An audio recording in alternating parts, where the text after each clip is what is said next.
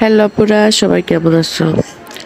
আজকে আমি খুব সকাল সকাল ঘুম থেকে উঠছি। আর আজকে সকালবেলা ঘুম থেকে ওঠার কারণ হচ্ছে আজকে আমার ছেলের ক্লাস 8টা থেকে শুরু। অবশ্য প্রতিদিন সকাল 9টায় ক্লাস হতো, কিন্তু ফেব্রুয়ারি মাস তাই হয়তো বা শীত তেমন নাই, তাই 8টা বাজে ক্লাস দিছে। তাই খুব সকালে ঘুম থেকে উঠলাম, তাই ওর জন্য নাস্তা রেডি করতে হবে। তাই ভাবলাম ওর জন্য একটু নুডলস রান্না করে নেই।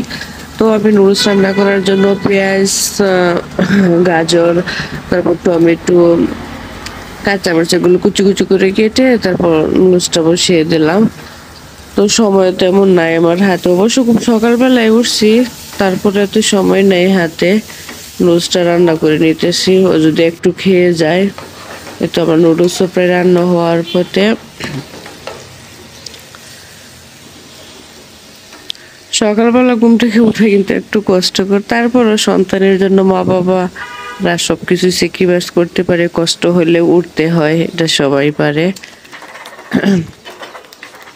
সন্তানের জন্যই তো এত কষ্ট, নিজের ঘর বাড়ি ছেড়ে সবকিছু ছেড়ে এই জায়গায় এসে পড়ে আসি।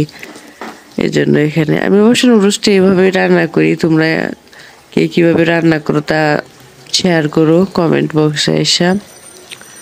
আমার ছেলে এভাবে খাইতে লাইক করে, তাই আমি সবজিগুলা আলাদা করে ভেজে রেখে দিছি, তারপর নুডলসগুলা এভাবে দিয়ে দিলাম। নুডলস রান্না করা আমার প্রায় শেষের দিকে। ছেলে এবার উঠছে, ব্রাশ করতেছে, তার আব্বু তাকে রেডি করে দিতেছে।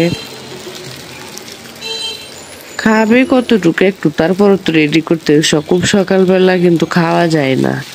এত সকালবেলা খাওয়ার রুচি থাকে না ঘুম থেকে উঠে।